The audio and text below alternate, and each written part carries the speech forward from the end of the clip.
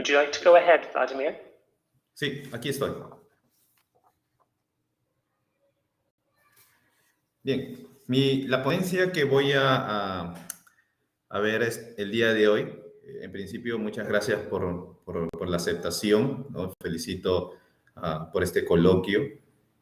Mi nombre es Vladimir Sosa Sánchez, estoy desde Lima, Perú, y voy a hablar sobre educar en la posmodernidad desde la filosofía. La educación es el arma más poderosa de todo Estado. Por eso, cualquier persona que pretende ingresar a la política sabe muy bien que la educación es un elemento esencial de toda campaña para llegar al poder. Y cuando se goza de la comodidad que esto ofrece, entonces se deja de lado el discurso populista para ocuparse de aquellos aspectos ajenos a la esencia de la educación. Cabe mencionar que la política latinoamericana está llena de promesas educativas y de una profunda vacuidad con relación a la educación. Vladimir? Sí. Can you hear Renato?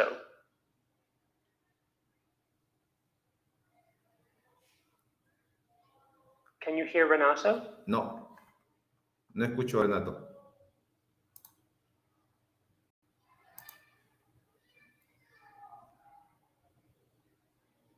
Renato, ¿estás ahí?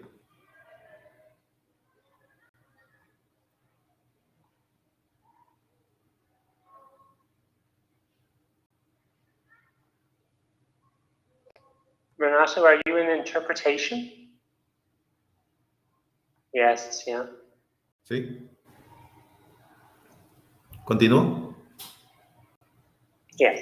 Vladimir, can you speak slowly? And start again, please. Ok. Cabe mencionar que la política latinoamericana está llena de promesas educativas y de una profunda vacuidad con relación a la educación prometida, donde muchos de los ofrecimientos realizados no tienen cabida en una sociedad que promueve el consumismo, y la educación no es ajena a ella. Muchos de los estudiantes están siendo absorbidos por las denominadas redes de información, que lo único que hacen es promover una falsa forma bajo la máscara de mantenernos informados. Ahora bien, en la educación actual podemos señalar un antes y después de la pandemia, pues con la intromisión de este virus en todas las esferas sociales, una de ellas la educación. Todo lo que antes conocíamos como incuestionable, ahora eso queda desfasado, porque comenzamos a convivir con la educación virtual como consecuencia insoslayable de la pandemia.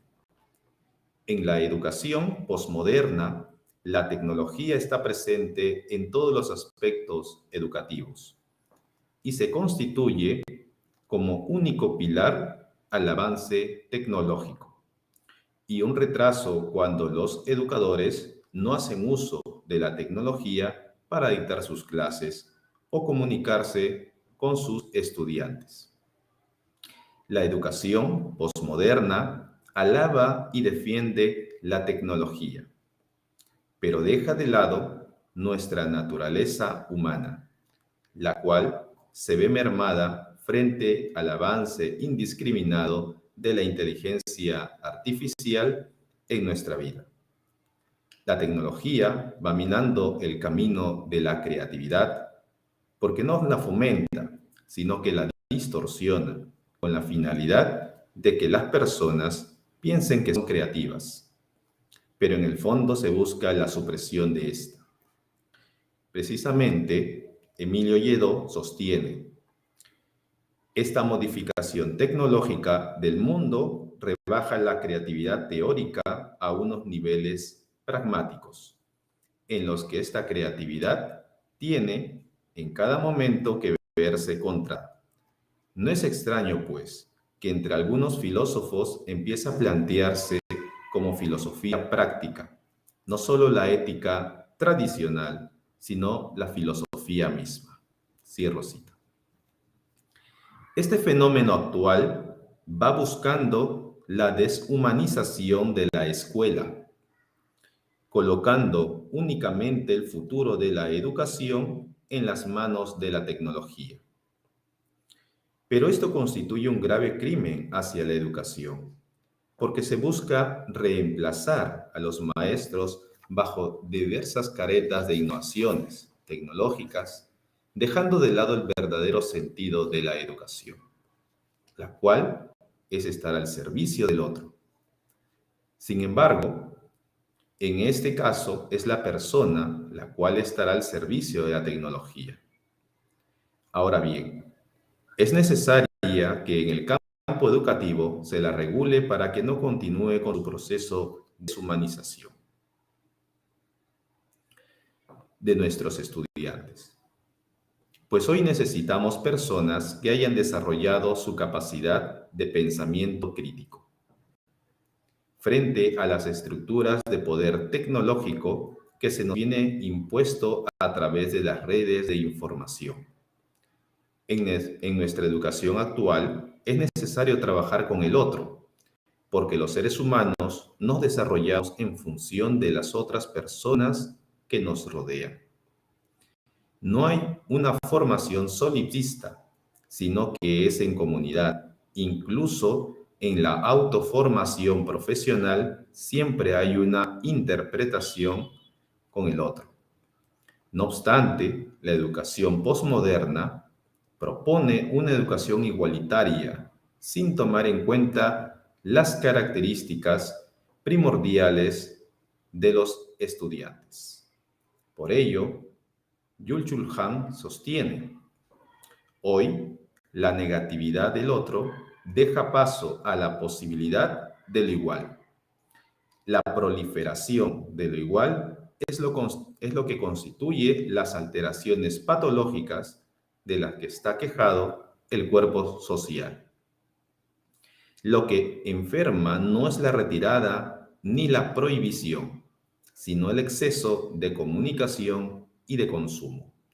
No es la represión ni la negación, sino la permisividad y la afirmación. Cierro cita de Yul Han.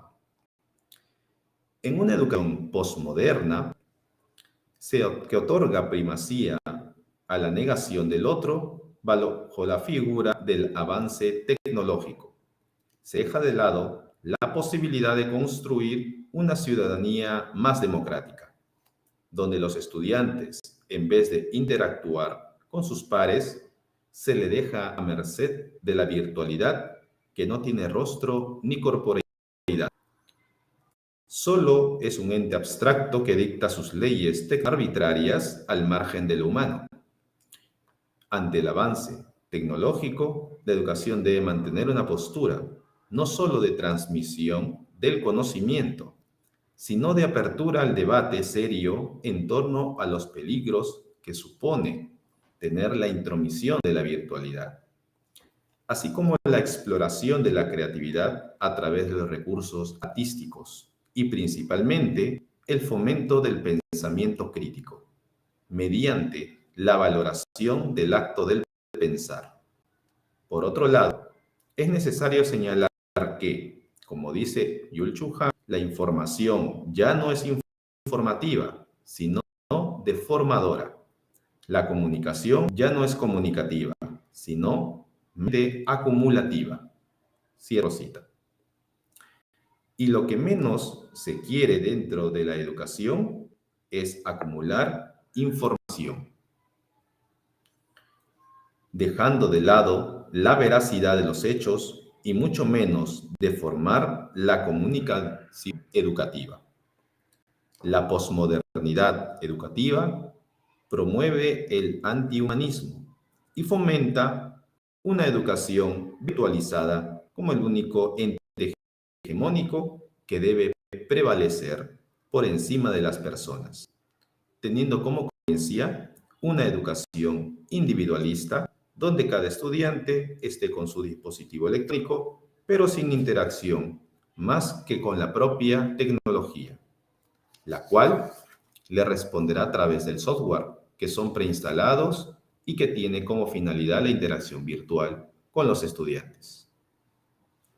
Por otro lado, una educación virtualizada tiene diversas consecuencias en el ser de las personas, quienes tienen como impronta el poder crecer con relación al otro. Pero no sucede eso cuando esa relación es reemplazada por las máquinas, una relación fría, y no hay contacto ni calor humano. Por el contrario, se fomenta la deshumanización, incluso el lenguaje oral va cambiando, como dirá Han, aquel lenguaje original, en cuanto el lenguaje del otro se pierde hoy en medio del ruido de la hipercomunicación. Cierro cita. Que solo persigue la conexión de las personas, sin tener en cuenta que dicha conexión está sujeta a intereses particulares de poder. La educación debe fomentar la relación con el otro, con sus semejantes, sin otorgarle a la tecnología la primacía que reclama. En ese sentido, los docentes no debemos alejarnos del papel de educadores, sino en atención a las nuevas generaciones, no podemos estar a espaldas de la virtualidad. No obstante, se debe usar las nuevas tecnologías, pero también es necesario educar a los estudiantes en el manejo de estas. Magdaleno dirá lo siguiente: estamos en la era postindustrial. Los medios de comunicación orales, escritos y televisivos, que además de comunicar el planeta en instantes, provocan e incitan al consumo y al placer con las miles de ofertas irresistiblemente seductoras, con cuotas altísimas de erotismo y violencia. Cierro cita. Ante estas situaciones, a las cuales están constantemente expuestos nuestros estudiantes, es menester que los docentes tomen cartas en el asunto, sino que las políticas de gobierno deben estar centradas en formar no solo a los estudiantes, sino que debemos preparar a los docentes que ya se encuentran en el campo, con la finalidad de que puedan afrontar las trabas que pueden surgir desde los avances tecnológicos. Es verdad que nuestra sociedad camina ciegas por el mundo, haciendo caso omiso a la racionalidad de lo real y dándole mayor preponderancia al facilismo. Esta está minando cada vez la capacidad de pensar de nuestros estudiantes, quienes se ven bombardeados todos los días por medios falaces de comunicación, mostrando una cara alterna de la realidad, como diría Magdaleno. Vivimos en la filosofía del hipermercado. Mira, compra, usa, tira, vuelve a visitar la catedral del consumo. Sí. Es por eso por lo que los docentes deben estar preparados para no dejarse invadir por el exacerbado consumismo que azota la mente de tantos niños, jóvenes y adultos. Actualmente hay una clara necesidad de sentirse queridos, y aunque se maquillen a las redes sociales como medios idóneos para buscar y generar sociabilidad, sin embargo, es solo con la pantalla con quien sociabilizar.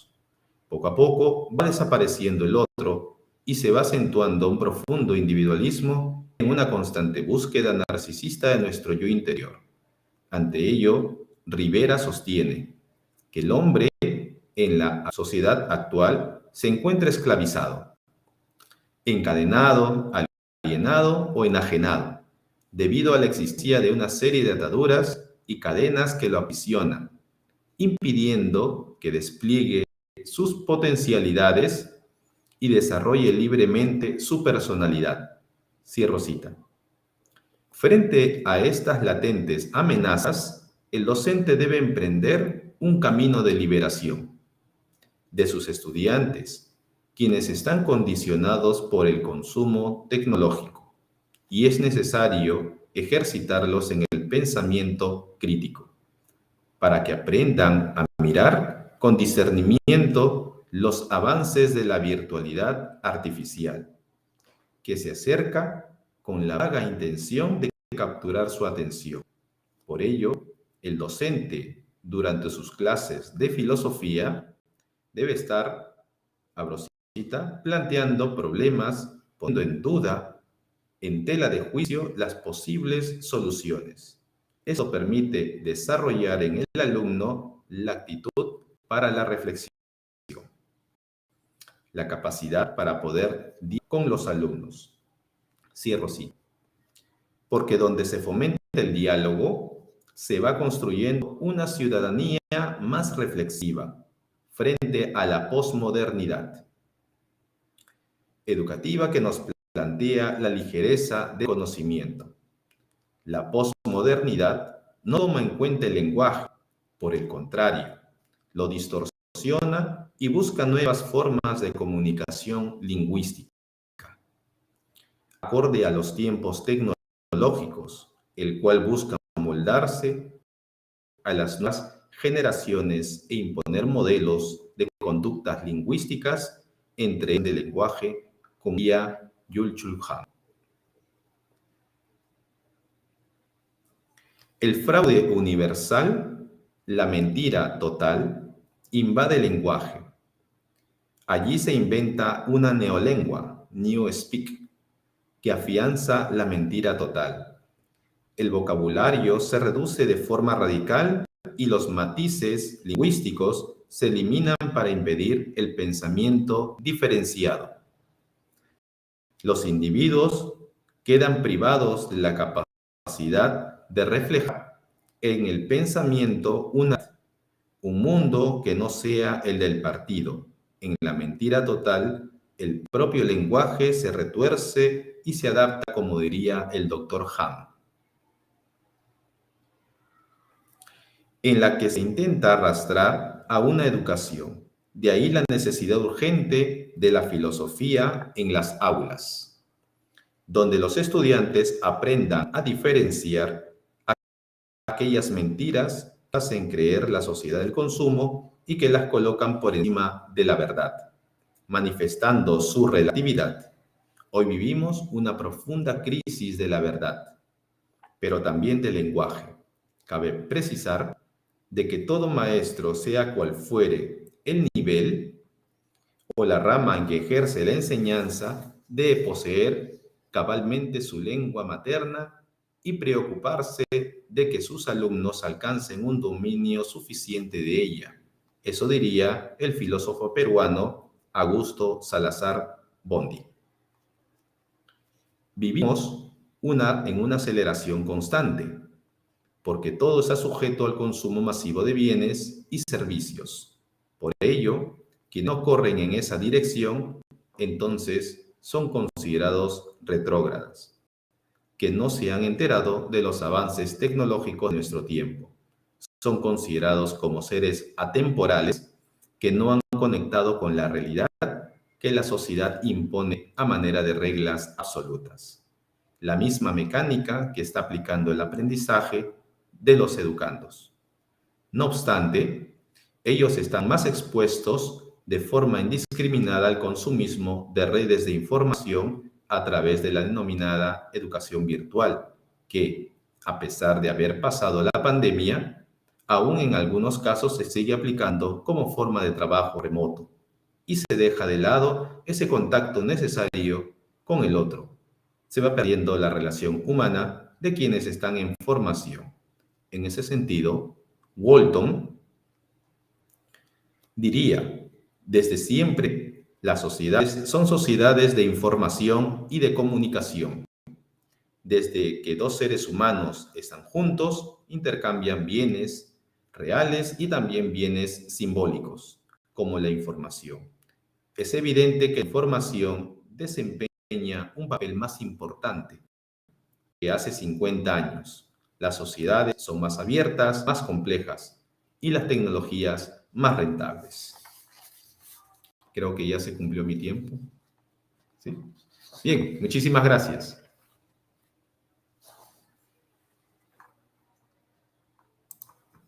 Thank you very much, Vladimir, and thank you, Renato, as well, for your interpretation. Thank you. Very rich presentation and quite provocative too in some of its arguments. So I look forward to the discussion. Any questions or comments for Vladimir? Muchas gracias.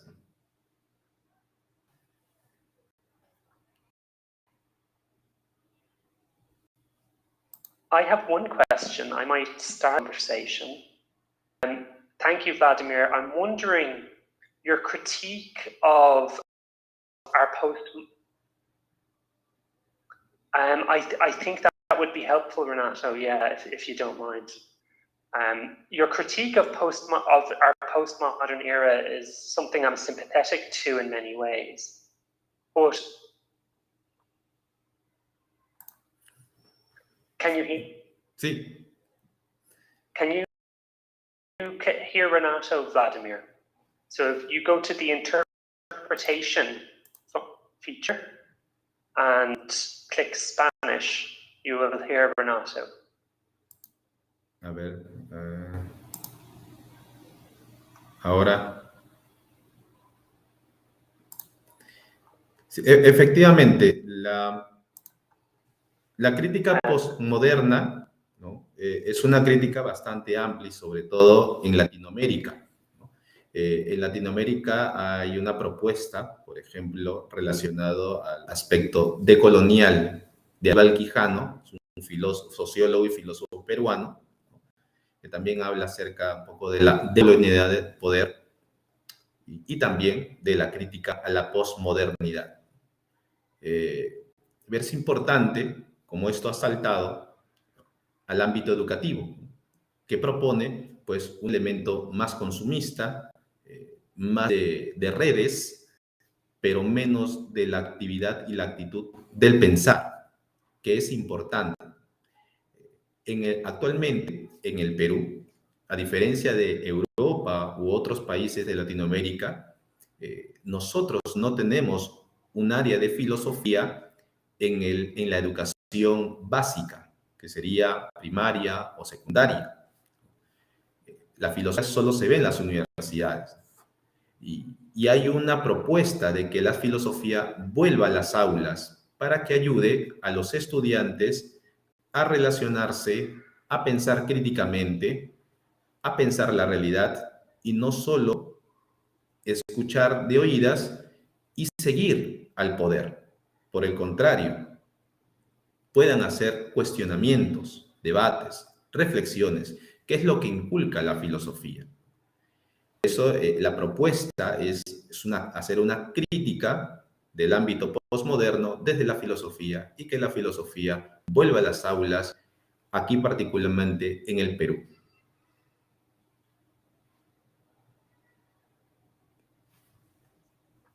Thank you. I'm sympathetic to that very much. I'll raise this question, but you do not need to respond to this. No tienes que contestar eso. Mi pregunta es,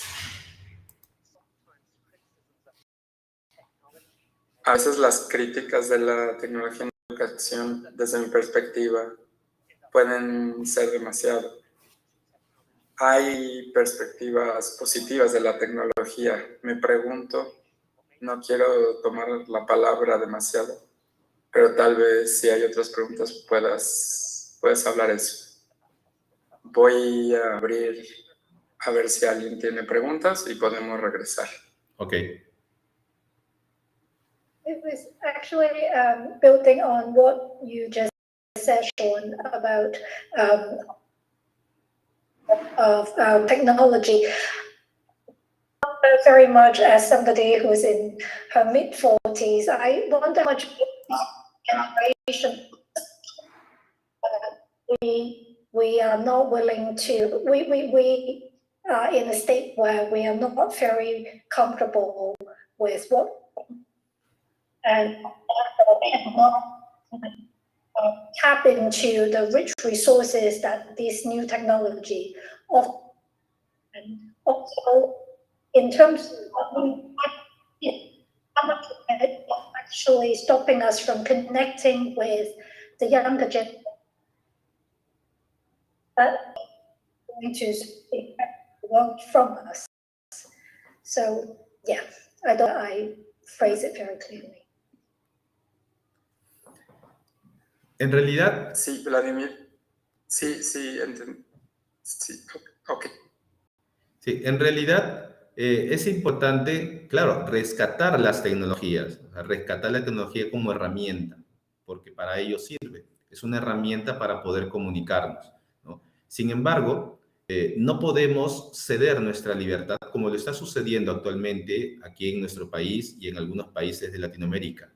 Ceder nuestra libertad, ¿no?, a la tecnología, sino por el contrario, sea un medio, una herramienta para poder llegar a más estudiantes, para poder utilizar toda la riqueza, como dirá Winnie, ¿no?, para poder expandir los horizontes, que es importante, sí, la tecnología, pero no únicamente centrar en que nuestra libertad tiene que estar liderada por la tecnología, sino por el contrario, nosotros, las personas, los docentes, liderar a través de la tecnología la educación a través de ella. Que la tecnología sea un medio, pero no un fin.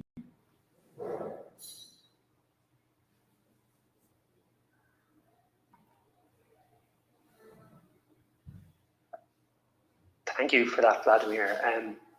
That all helps with my previous question too, so thank you very much. Gracias, Vladimir, porque le ayuda con su pregunta también.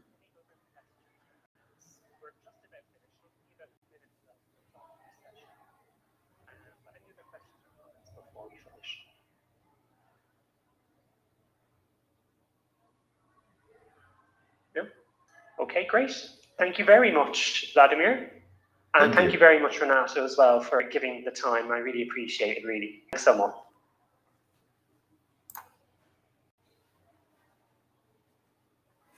Thank you. Thank you very much. Bye-bye. So next, folks, we have, let me just check the schedule there. We now have Cassie. Cassie, am I pronouncing your first name correctly, Cassie? Yep. Yeah, lovely. So please, go ahead. Perfect. And do I have the ability to share screen? Yes, you should. Yeah. Let's see here. Good. Everybody see the words on the page? I can indeed. Wonderful. All right. So first of all, thank you to Sean and everyone else who has put in such great work. And just sorry that I wasn't able to attend more talks. It's rough going from British time to the US, but so my name is Cassie Finley, and I am a grad student at the University of Iowa.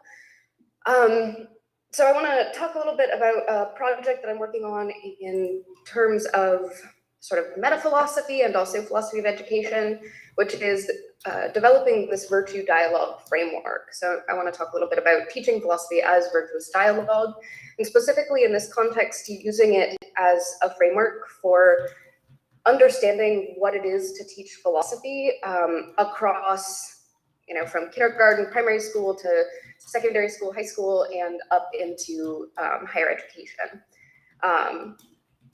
So it seems, this is rough and there are quite a few different approaches, but at least from my experiences and from what I've understood, the sort of general trend in higher education, at least in the United States, and it seems like in a lot of places in the UK as well, is that the way to teach philosophy is through lectures, sometimes discussion, sometimes seminar formats, but for the most part, the focus on philosophy pedagogy in higher education is on content, maybe on skills that can be developed for the sake of going on to be a lawyer or going to med school or thinking critically, whatever that means. But that's done best through emphasizing content through lecture discussion, and usually there's a lot of reading and writing built into that. And so there are various approaches there, but those I take to be kind of largely constitutive of the focus in pedagogy in higher education. The kind of three pedagogies that I'm going to contrast it with and kind of build this virtue dialogue approach from are intellectual virtue education, philosophy for children as a movement, or philosophy with children, and then the dialogic teaching pedagogy. So for intellectual virtue education, this is built out of virtue epistemology. And the idea is that we understand what we're doing in education through the cultivation of intellectual virtues, where we want to make people intellectually humble and intellectually courageous and intellectually autonomous. And we want to cultivate careful listening and interpretive charity and all sorts of good habits of thinking in our students. So that involves direct instruction on those kinds of virtues, giving students that language to say that, hey, don't you want to be intellectually courageous? How can you do that today? Or how can you practice that this week? And then that means that for the instructor should be giving very targeted virtue-based feedback on assignments in class, highlighting, that was a very open-minded interaction that you students just had, that sort of approach. And then the instructor as well is going to be modeling those virtues, where if the instructor doesn't know the answer to a question, then they're going to say, you know what, I'm not sure. Does somebody want to look that up? Or let me get back to you because I don't know the answer to that, something like that. A second approach in philosophy for children really emphasizes community-based or community inquiry, where you really build a group that feels comfortable and trusting of one another to inquire together. So the focus is really on this peer-to-peer engagement, where the dialogue that occurs in philosophy for children should be between the students. And that means that the content is going to be a lot less important as compared to the exact interaction. So it can kind of be just about anything can start the conversation in philosophy for children. So that's going to be a pretty far removed approach to teaching philosophy or doing philosophy with children compared to the higher education approach, where it's going to be, hey, let's talk about Wittgenstein or Marx or Plato or whoever. So there's a pretty distinct break there, and I want to push back on that distinction. And part of it is building from some of what I've read about dialogic teaching, which is largely inspired by Freire, but Robin Alexander is one of the main voices in dialogic teaching, where teaching or educating for dialogue is based on dialogue as an end, as opposed to just education should have dialogue in it, or we should use dialogue in education. Dialogic teaching specifically says, let's educate so that students can have good dialogues or engage in dialogue. And that means that there's also going to be a pretty consistent emphasis on history throughout dialogic teaching. So regardless of what discipline it is, it's going to be, well, what has the conversation been so far? Here are these different voices in the historical context, and here's how we as students in this class are engaging with that conversation. So my kind of approach is to blend all three of these, because I see that there are similar starting points for P4C, dialogic teaching, and intellectual virtue education. Namely that all three emphasize this need for having a supportive, safe, and respectful community for the students, that they're able to engage and inquire with one another, which also emphasizes inclusivity as a really important piece. That if there are people excluded from the conversation, then there's some sort of failing on either in terms of virtues or in terms of the dialogue, going poorly and excluding people, or just the community of inquiry has failed to manifest. All three of these approaches also want to move beyond just sort of mere memorization or content retention. So pushing back against some of this higher ed approach, at least some versions of it. And also moving away from just problem solving. It's not just here's a puzzle, here's an issue, especially in philosophy, but instead is saying, well, what are some different ways we can approach this problem, or what are some adjacent problems that we could raise that are in an area here? It's not just the solving. And then of course, dialogue is going to be a really important feature of all three of these approaches. But the differences that I see as most salient are the role of the facilitator is going to be much different. In P4C, the facilitator does not really need to have much content expertise. They just need to be good at getting the students to engage with each other. The facilitator is not going to engage as part of the dialogue with the students. The dialogue is just student-oriented. And then intellectual virtue education, right? The instructor is going to be modeling virtues and going to be very virtue-oriented towards the students, which is also going to be a very different role from dialogic teaching, which has the instructor as part of the dialogue, where the students are learning to engage with the instructor and with the content through the instructor. And that's the sort of dialogue rather than just peer-to-peer dialogue like P4C. And that means that there's also a difference in what counts as student-centered, because in the context of P4C, student-centered, it's clearly student-centered. It's all about the students. The students are engaging with one another. The whole point of facilitator is to get the students to engage. But it's kind of murkier when we think about it in the context of intellectual virtue education, whether it's student-centered, because the instructor is going to be focused on modeling those virtues as well. And they're going to be, teaching the students how to reflect on these questions of intellectual virtues and such. And dialogic teaching as well, it's not clear how student-centered that is, since the dialogue is between the instructor and the students. It's this kind of emergent interaction as opposed to being merely student-centered. And then as I mentioned already, that there's this content difference where higher education and even the dialogic teaching more so, I think, are going to have more of a content focus or going to have more restrictions on what sort of content's relevant, whereas P4C is going to have a very, very broad swath of possibilities. It could be a YouTube clip or a podcast or, does anybody have a story to share about a time when? Could be the kind of basis for conversation. And that's going to be also different from the intellectual virtue education where you're talking about virtues. Of course, you're talking about other things as well, but there has to be some discussion, introduction of virtue language to the students in virtue education. And then also this centrality of dialogue, whether dialogue is just a means to an end, where we want the students to engage in dialogue so that they can develop certain skills or so that they can ultimately, go to law school or whatever it is, or if we want to think of engaging in dialogue as the end in itself. So my question, as I said, is how should we understand, communicate, and teach philosophy if we want our students to be both better thinkers and better people? Because that's kind of what we want to be doing, at least I think in education. I'm kind of on board with that picture. So I want to answer this in terms of virtuous dialogues, to say that basically what it means to do philosophy well and what it takes to have good dialogue, I think, are basically the same answers.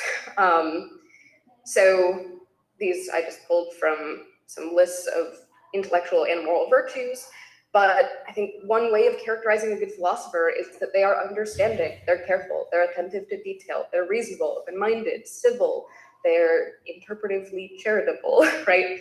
We can sort of characterize the good philosopher and how they interact with the world. And that seems to be the same sort of requirements for having a good dialogue, that failures in any of these capacities are likely going to lead to a bad conversation, right? And by dialogue here, I mean a sort of intuitive sense, I think, where it's like there's something important that's happening between people or maybe between different ideas. So pretty open sense of dialogue here. So then what would this look like in classes? And part of this would be sort of just a general framing. Say that when you open a class and you're saying like, yeah, what's this philosophy thing? What are we doing in here? You frame it in terms of, well, hey students, what does it take to have a good dialogue? And I did this with my intro students last year, and like the sort of answers they came up with were things like understanding, civility, that you have to understand both what a person is saying and also where they're coming from. So there's some empathy there. And we ended up getting a list of basically a bunch of virtues up there that all seem to be really great characteristics of a good philosopher. And I think that the benefit of this framing as well is that so much of philosophy and critical thinking is framed in terms of argumentation. And argumentation, and there's stuff in argumentation theory about this and informal logic stuff, but there are concerns that just by framing philosophy as argumentation or argumentative makes it more adversarial and less collaborative. So framing it as a dialogue then shifts it more towards this collaborative inquiry-based space, which I think could be important, right? And so part of this also pulls from this intellectual virtue education approach, which is to give students the language to articulate and reflect upon different ways that they could grow, ways they could improve, different ways to focus on how they are interacting in the classroom. So, you know, on your learning outcomes, I don't know if you have to do those everywhere, but you know, we're going to teach critical thinking in this class, right? And we're going to show you how to do X, Y, Z. Students don't care about that, and I don't know, I find critical thinking as a concept to be a catch-all for just like thinking in non-crappy ways, right? So I think this articulates it more specifically in ways that the students already have an intuitive motivation towards, to say like, hey, don't you want to be a good listener? Don't you want to be more understanding? And they'll also, I mean, I'm assuming they know what those words mean, they'll say, yeah, that seems good. I want to be like that, right? So it gives them focus points there. And there are cool like self-assessments and ways to integrate this that some of the virtue education, intellectual virtue education folks have developed that are really great. But I think that more than just the virtue education piece, I think the dialogue part is really important because the virtue education or intellectual virtue education approach doesn't have the interpersonal or the social dimensions as robustly built into the framework as I think they need to. And I think that there are a couple of pieces that are specific to philosophy that having this dialogical approach alongside the virtue stuff is really important for. And the first is that dialogue, any sort of dialogue, there's this assumption that so long as you're having a dialogue, it's good, and that everyone is an equal participant in dialogues. But I mean, if you've ever had a conversation, you know that that's not how it works, right? There are going to be certain people, certain voices, certain identities maybe that are much more present in different conversations, in different dialogues than others. So one step of that is to be more intentional in being inclusive about what sorts of voices are included. And so that allows for a conversation for engaging with some of the history of philosophy, right? Why is it that we're just talking about these figures and not anyone from any other continents or any other identity backgrounds? And why is this understood in these ways? That we can have that sort of critical engagement with the history of philosophy and also have a more critical engagement with how we are interacting with one another in the classroom. That, yeah, certain students are not going to feel as comfortable for whatever reason engaging as others will.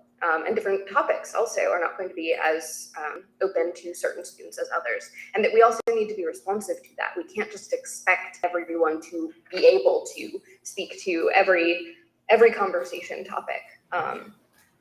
And I mean, I think there's a piece of this as well, that for the instructor as well, I present very differently as a philosophy instructor than somebody who's an older white fella with a British accent in his 60s, right?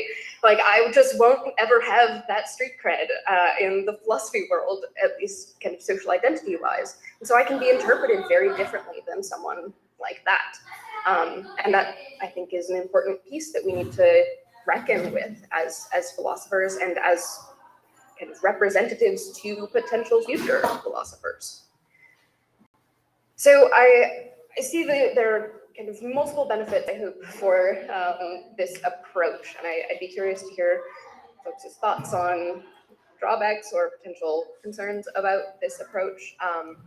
But it seems that a lot of social issues that typically we think of as being solved by better critical thinking or something like that, think are more often an issue not just of epistemic failings, failings in critical thinking, but are also failures interpersonally, or failures of communication, failures to care about what others are saying, to take seriously what others are saying. So I think that working on practicing, focusing more on developing students who are better at engaging in dialogue and feel motivated to value dialogue can help address more directly, at least in the scheme of things, kind of a drop in the ocean perhaps, some of these significant social political issues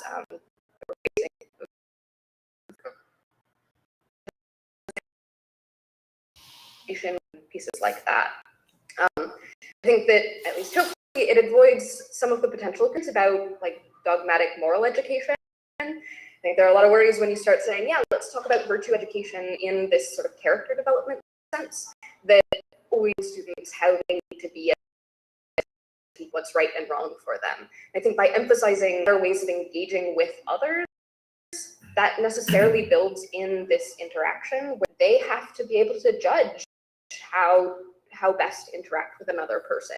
And that's not for me to say, that's going to be every particular interaction or each particular interaction. And I mean, as mentioned before, I think this really comes in to address this point that not just dialogue is a good interaction. That there are lots of ways that one person can think a dialogue goes really well and another person felt like they couldn't get a word in or weren't heard at any point. And students might be aware of that and need to be made aware of those sorts of things. I think that it has the benefit of being more social and interpersonal than just the standard intellectual virtue education, where it's just looking at how can you improve as a person. Instead, it's how can you improve your interactions with others, which is, I think reflects better what we're doing in the classroom and also what sorts of dynamics they're going to face in the world, as opposed to just how can you be more intellectually courageous today. That's a pretty independent, solitary exercise, but hey, how can you have a better conversation today is necessarily more interpersonal and going to vary so much more widely in scope and offer so many more opportunities for engagement. And this is the piece too that I think is particularly exciting, is that I think it's applicable across all ages. That it's, I think, a framework that you can use in a college classroom to talk about content in history of philosophy. You can use it to talk about how a student is engaging with reading Plato, right? To say, yeah, this Plato guy, he's so dumb, didn't he know that that's not how, like, we don't have souls like that? It's like, well, if Plato were right here and you said that to him, how do you think that conversation would go, right? That would be engagement, and I mean, it would go poorly for many, many reasons at that point. But you could also do it at other levels. So I've also done it with middle school kids from 10 to 13 or so. And I've been really amazed at how quickly they start responding to it. Going from students who are very outspoken, have something to say at every moment of every class, to oh, I've said a lot today, so I want to hear from someone else. Like I've heard 11-year-olds say that, and it's so charming. And then also seeing them call one another out when someone will say, oh, I spotted a fallacy, or that was wrong, or like I see what the problem is here. And then they'll call each other out and say like, okay, what is it? Say more. Like that's not contributing much to the conversation. So I think that it works across levels without having the staunch break from philosophy for children, where philosophy for children also is not going to have as much focus on the philosophical content and language. I think you can bring in a lot of philosophical language, introduce these concepts in ethics and epistemology to help talk about how do you know that you understand another person, or are there meta-ethical differences going on between the two of you? What's going on? Are we talking about metaphysics? Are we talking about epistemology? And like 10-year-olds can do it. It's really incredible. So that's to say, I think that P4C sometimes doesn't take students seriously enough, that they can do more than what I think P4C has them do. And then I think that it also has this kind of cool metaphilosophical approach that or benefit that it brings together virtue epistemology, virtue ethics, and this relatively new movement of virtue argumentation theory, that there are, I think, cooler ways that they could interact through virtue dialogue than others. So thank you all very much. I know I said a lot of words at you all, but now I'm excited to hear what you all think. Thank you, Cassie. And 20 minutes on the button according to my stopwatch, so well done from that perspective. So now we have about 10 minutes, folks, for some questions.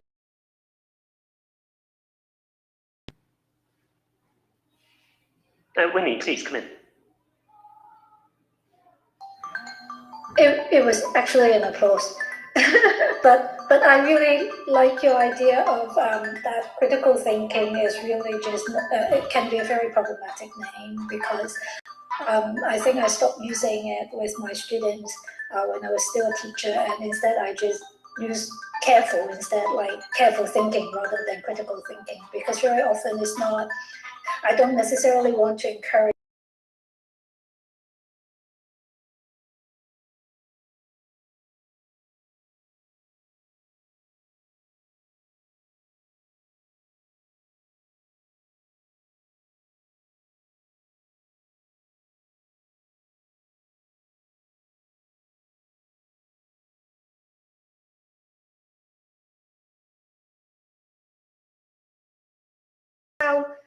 like, because I understand the benefits of like encouraging students or children in dialogue, but I always, as a teacher standing in front of a classroom, of course I wasn't teaching philosophy, but for example, I was teaching literature at the time, and there's always this element of like processing time that I think about. Is the time dimension of when you stand in front of the classroom. Some children just take much longer to process an idea. And also, some are just more introverted, some are more insecure about themselves, and therefore they would not quite like to engage in the dialogue. But in the meantime, you do want them to engage. You do want to ensure that even though they may not perform their engagement, they are actually engaging. So is there any thoughts perhaps you can share on this question? Yeah, no, thank you. I think those are really important concerns, and to some extent, I think it's unavoidable that some students are just not going to want to engage. That being said, I mean, so there's I think it's often more in therapeutic context, but there's something called sitting in council that I recently became aware of that I think could help with this, which is everybody sits in a circle, and you can start out by just, the example I heard was share the story of your name. Like day one, tell us the story of your name, and emphasizing you should already know the answer, so you don't need to sit there and think about it too hard. Just sit there, listen to what everyone has to say, focus on practicing listening, and then when it's your turn, share. And I was really, really impressed by how much that brought people out of their shells and how quickly everyone felt really comfortable with one another, of just like getting to know each other and talking about something really low stakes, but spending that class time even doing it, of the first day, full hour, something like that. So I think something like just creating really low stakes opportunities for every single person to share something and for everyone to listen, I think is a really good starting point for it. But to some extent, you have to balance that with content requirements, especially in the lower grades for testing and things. So yeah, I'm not entirely sure, but I think that can be a good starting point. Thank you, Cassie, for that. Anna, would you like to come in, and then I'll come to you, Sarah, after Anna. So Anna, please.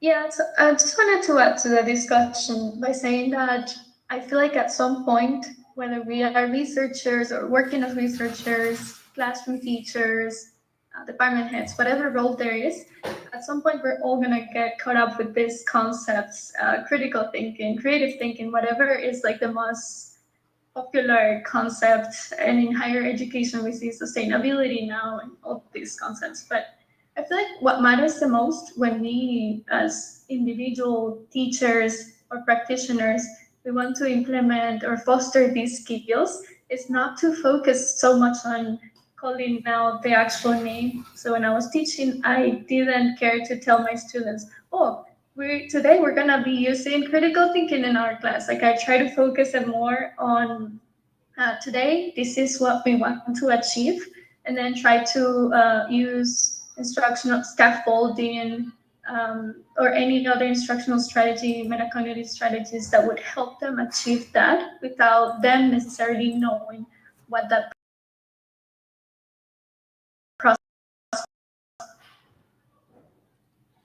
process means in society. So I feel like that was really great for me, Casey.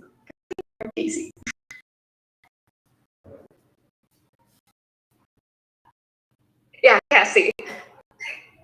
Thank you for sharing that. Yeah, the American Philosophical Association had a committee 40 years ago on critical thinking, and I came up with this like 200-word description of what critical is. And I think it doesn't. I think it is really about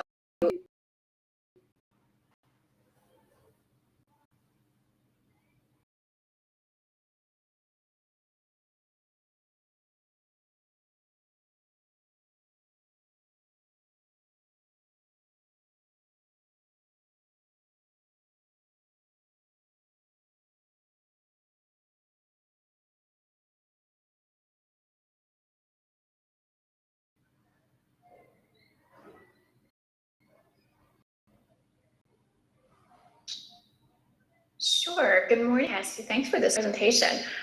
You hit on something toward the end of your response to, I think it was Winnie, that intrigued me. You said something about content, and as I was listening to you talking about, here a lot of skill building, I could see the kind of virtue building, but I'm wondering about content, because a lot of what parents of young children expect is that teachers are teaching content, and especially at the university level even. I think philosophy, we need to do a little bit better of a PR job, public relations job about what we actually do, because I think people expect philosophers to be experts who are teaching specific content ideas and facts rather than ways of thinking or ways of questioning. So I'm just kind of wondering where content fits in this schema that you've offered. Yeah, great. Thank you.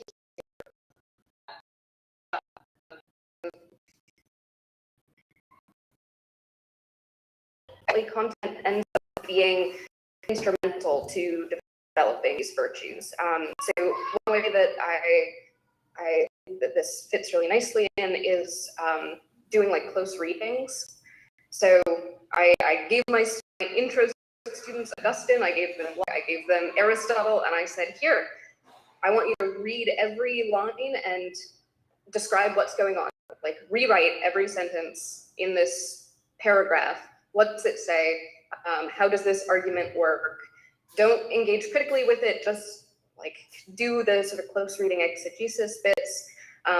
If there are any this or it or that, anything ambiguous, what is it referring to? How are metaphors working in this, that sort of thing?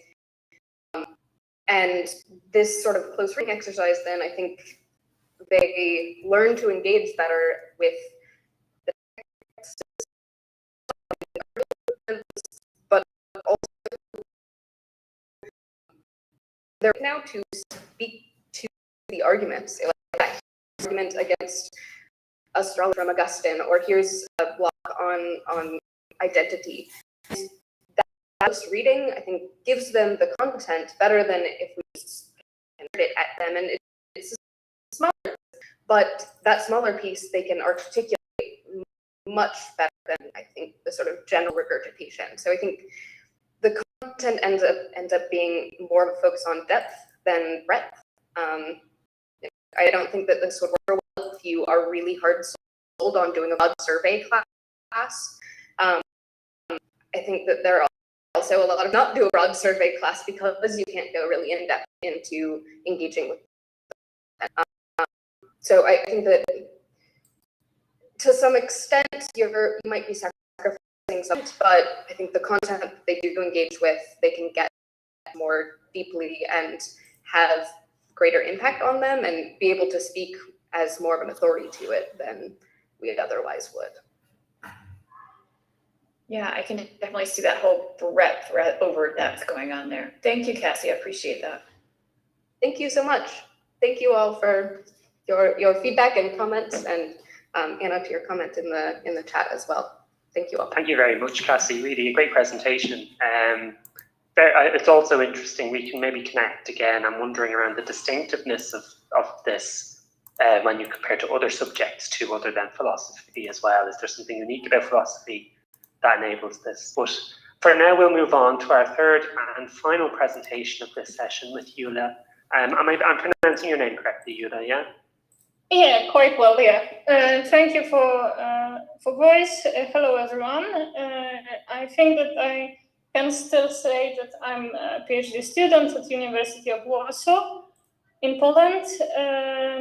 Recently, I finished my doctoral thesis, and today I hope that I will share with you some conclusions from my work. So I will just share my screen and start the presentation. Do you see the slides, PowerPoint? Yes, indeed. Yep. Okay. So as you see, the title of my today's presentation is the ability of using imagination as a crucial skill for the future. And the plan is quite short. I hope that I will keep in time in this 20 minutes. First of all, I would like to give you some context, I will say a few things about my doctoral thesis. Then I would like to describe two concepts of split, which I saw in my research.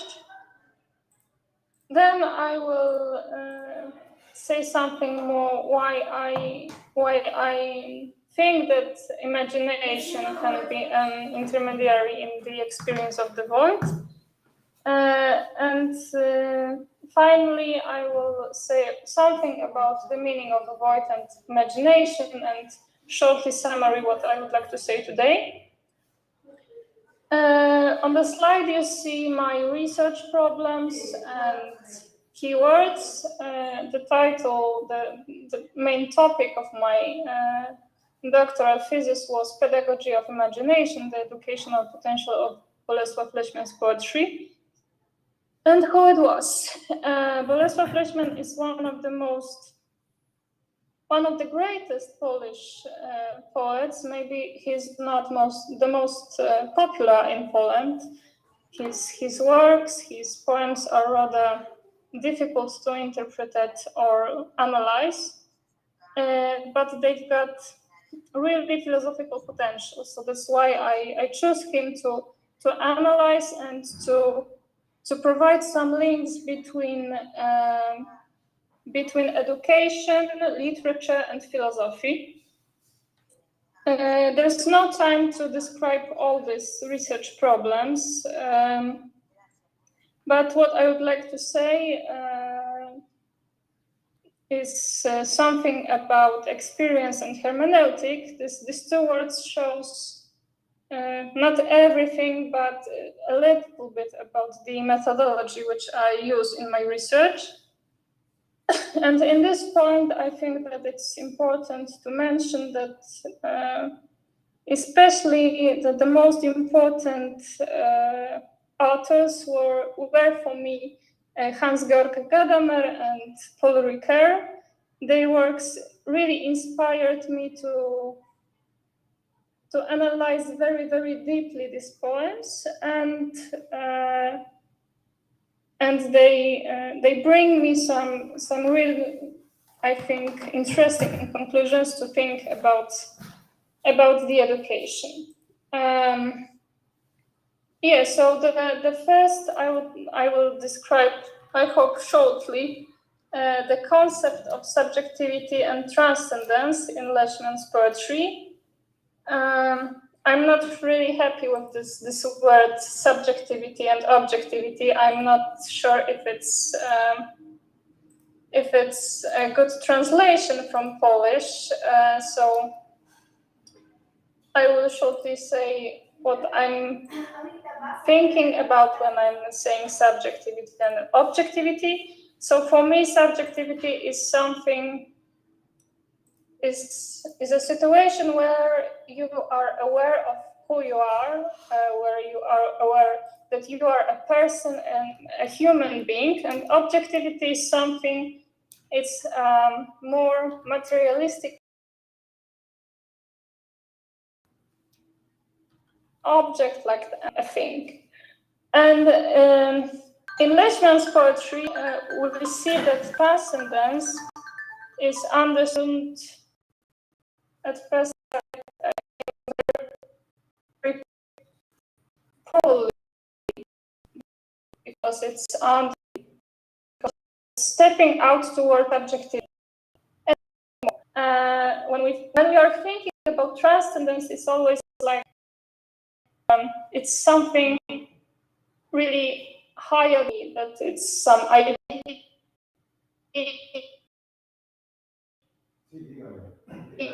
some over human beings, and here we see that it's just creating your feeling of being a human, of being yourself and knowing who you are. But when we are going deeper and deeper in his works, we see that maybe they are common factors, common conditions, but not so easy to make. And he points that the conditions of this transcendence towards subjectivity are freedom and truth. And now I will just say that the concept of freedom entails responsibility, and the concept of truth requires human courage. I hope that later I will have some more time to explain that and links between the second split, the second breakdown. When I was writing my PhD dissertation, I was trying to describe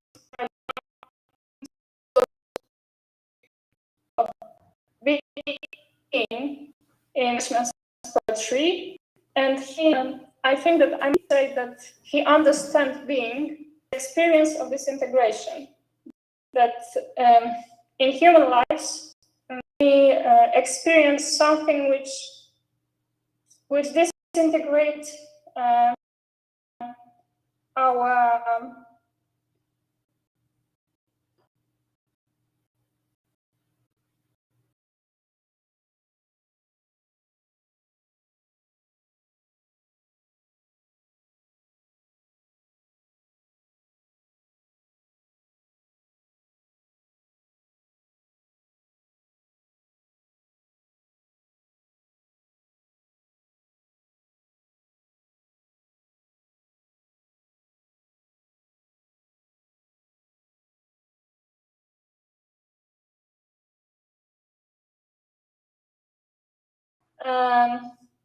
and when it goes, we feel the need of ordering the situation, yeah.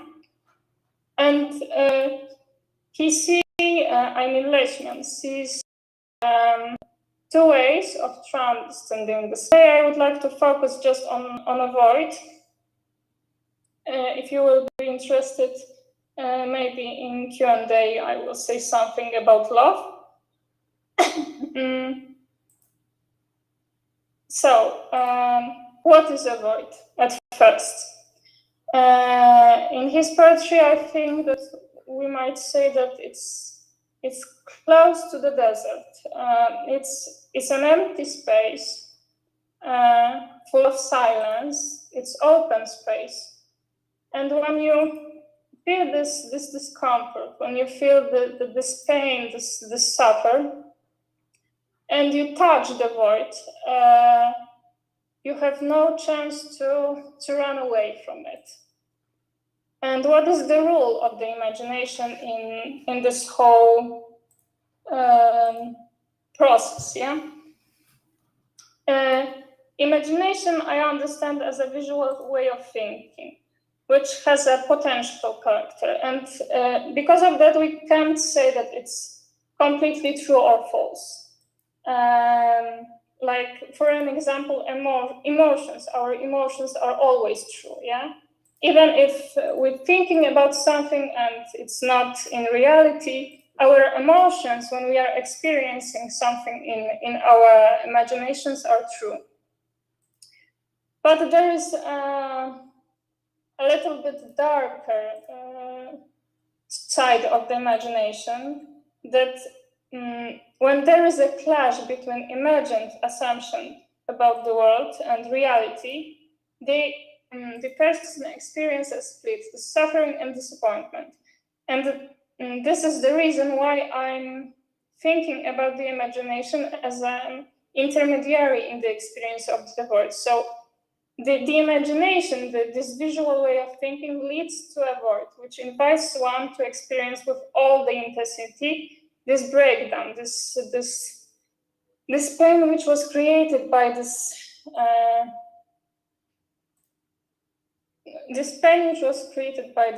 breakdown, yeah.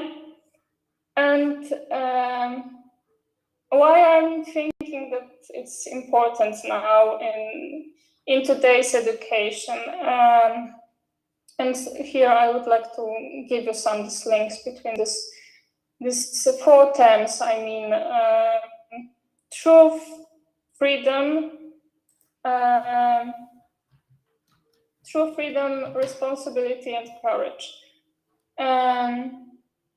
Imagination allows us for different kinds of thought experiments, and it's.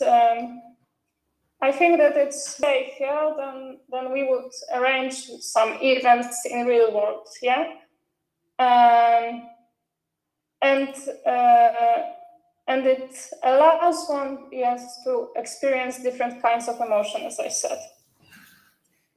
On the other hand, the void forces us to take this suffering, to take this pain really seriously, yeah. And as I said, there's no way from this empty space to run away, and in this space we have to find some new sense. We have to give the sense for the split, for this pain, and because of that we can overcome this uncomfortable situation, yeah. So the links between this imagination and void and meaning for the education, these two words, imagination and void, I see in that it helps us to build in our students this feeling of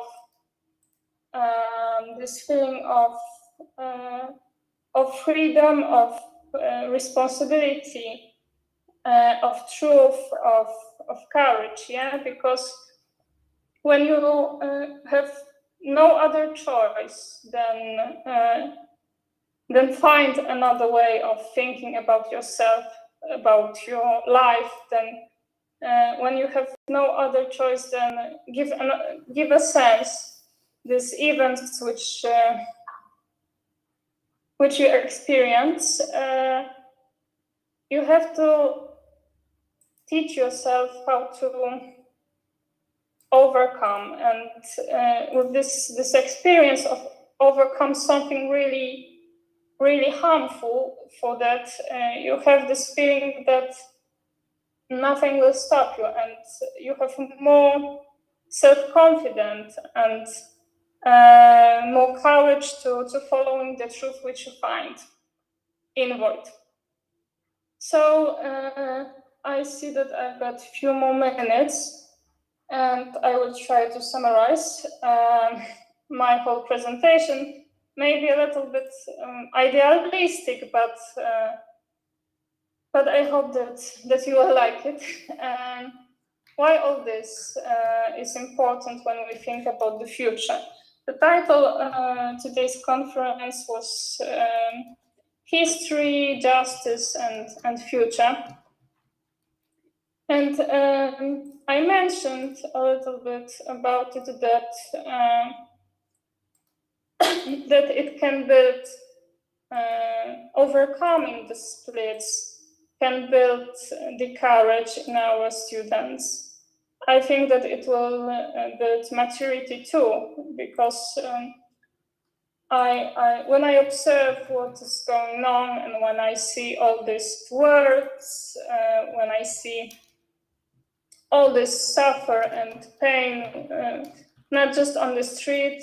Maybe now I will just mention about Ukraine, which is really close to my country. It's hard to think about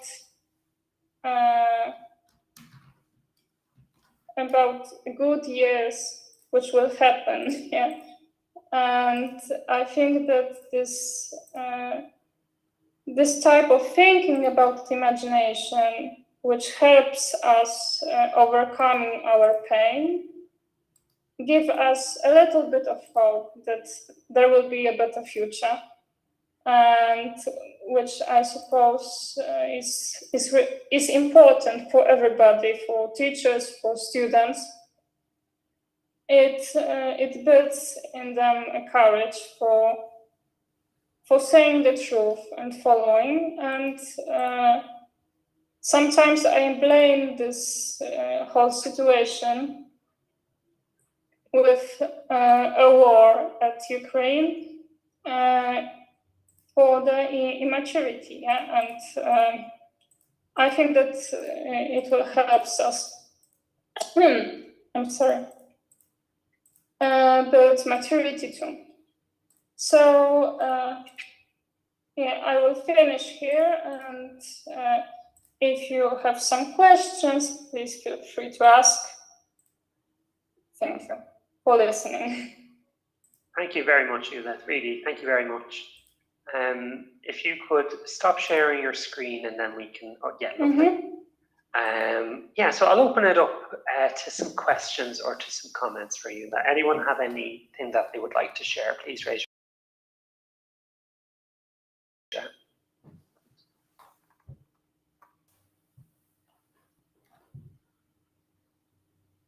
Can I get the conversation going, you please?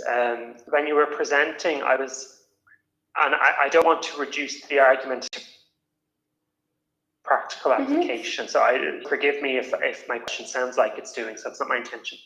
But I'm wondering around the site in which this work is happening. So, for example, are you interested in exposing young people to this poetry in the context of classrooms? Or is this pedagogy a kind of educative experience that's encountered in the reading of this poetry, irrespective of whether that be in a classroom or not? How are you imagining this pedagogy of imagination playing out, and where in particular? Thank you. I think that it's a little bit closer to the second one, thoughts when what you said. Maybe I will put it this way. My main inspiration for this type of research, for my research, was the question why very often the greatest artworks are born, metaphorically said, from the huge pain and suffering. Yeah, and that's why I made this research. Yeah, so to find a space which helps overcome, and I see it in imagination and in a void. And I imagine this pedagogy of imagination of course, it's in classroom, because before I started my research, I had some experience at schools, and it was something really harmful for me to see that my favorite subjects as literature, history, etc., philosophy sometimes, because in Poland we have classes from ethic sometimes, not in every school, and from philosophy too, are not that we have got this concept of some exams, final exams after high school, that teachers just focus on what they have to say about the poems and what answers our students needs to know to pass the exam, yeah? And I think that in this humanities area, like history, literature, there is a space to think and to use the imagination practically, and going deeper in analyzing the poems or fragments of history and learning from that. Maybe sometimes it will invite our students to feel something uncomfortable. For example, when we were learning about Second World War, but because of that you can teach, you can learn something which I think will stay with you forever, yeah. Today we can hear something about teaching to Auschwitz never happened again, yeah. So that's close to my thoughts about imagination, that if we will engage our students more emotionally in analyzing and talking about the literature or history, it will be, I think, more successful and more educational in a pedagogical way. Yeah? In Polish, we have a word, kształcenie, which it's hard to translate for English. We very often use just an education, but it means that that education can change something in not just your minds, but it can help build your position and thinking about some crucial sometimes situation or thoughts about the world. Yeah. Great, thank you very much. You know, lots of food for thought there. Yeah.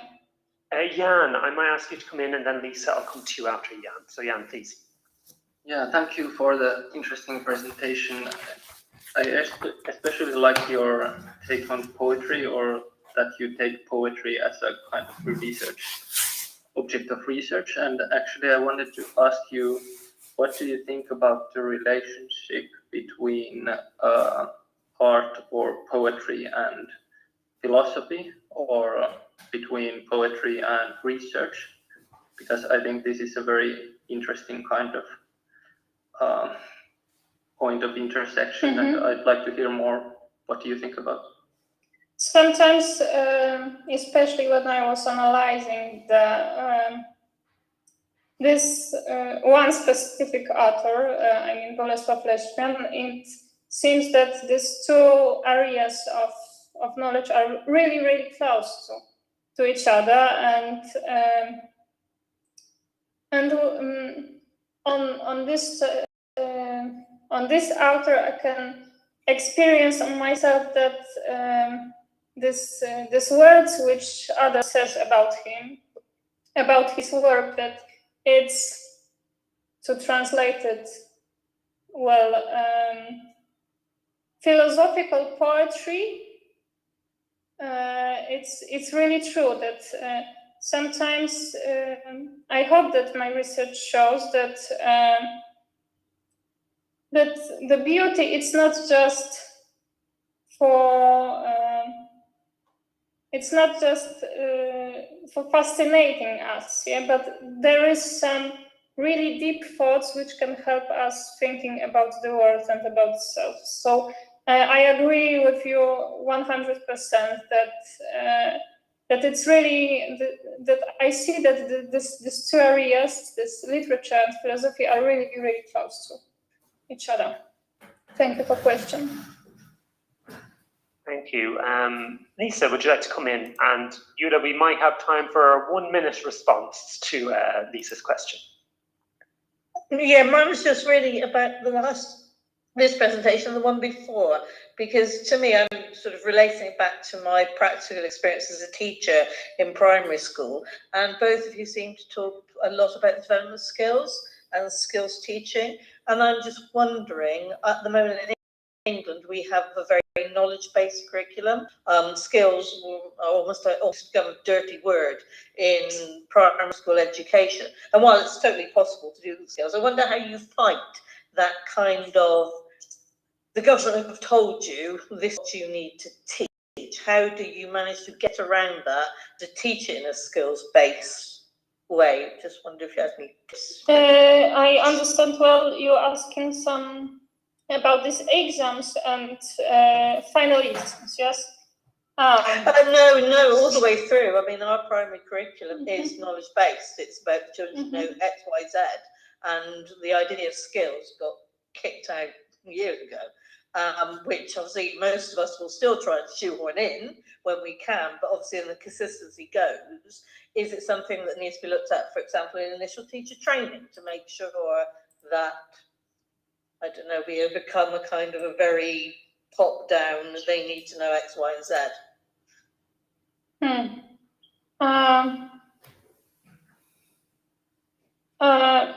I suppose that in this area of curriculum and how we provide it at our classes, it depends almost everything with the teacher, yeah. At universities,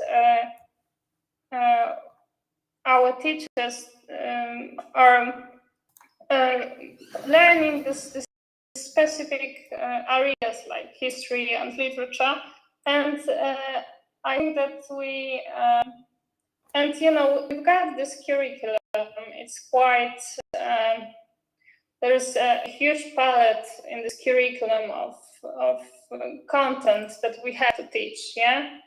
But even from my experience, there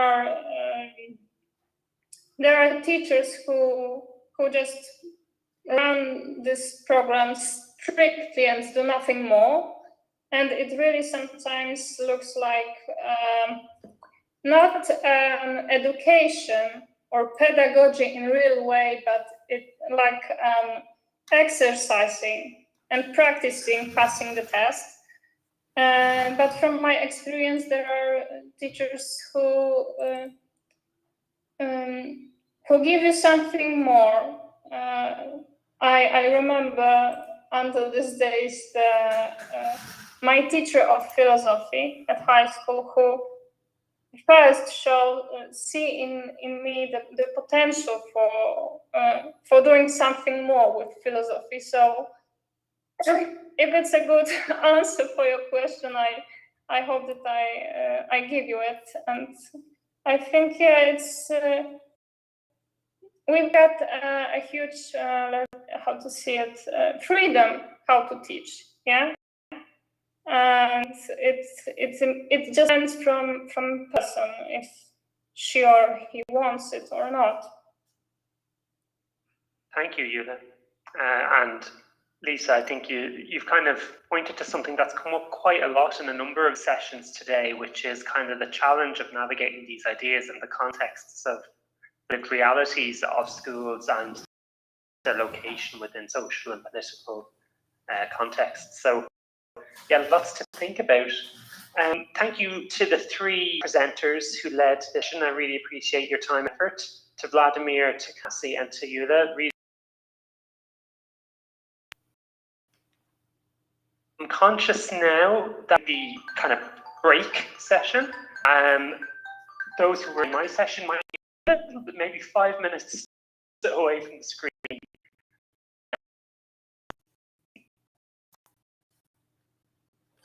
Which is okay, but what we're proposing, folks, you in my communications with you earlier, I've asked everyone to bring an object of some kind, or text, or piece of music, whatever speaks to you, that you think captures something of your research interests.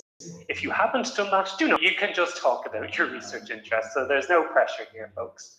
But we thought this would be a good opportunity as a way of getting to know each other a little bit, is to show this object to each other and discuss it, or just share interests if we don't have an object with us. In terms of organization, so there are 24 people in the room. So Velimiko, how many breakout rooms do you think we might have? You said 24? Yes, that's right. You'll have to count me out, because I will have to run somewhere quickly. But do you think 4 rooms would be good? Yeah, so maybe 6. Yeah, so yeah, 6. 6 in each room, so 4 rooms with 6 in each. I think that could be a good option. So you'll have about, up until about 3:30, 30 minutes past the hour, folks. 30 minutes past the hour for this kind of social break. And then we'll be hearing from Professor Sarah Stitzlin with our keynote address.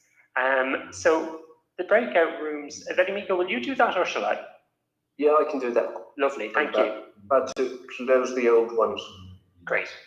So once Velimiko is ready, we'll be thrown into cyberspace and we'll socialize for 30 minutes and then enter the main room again. Thanks, everyone.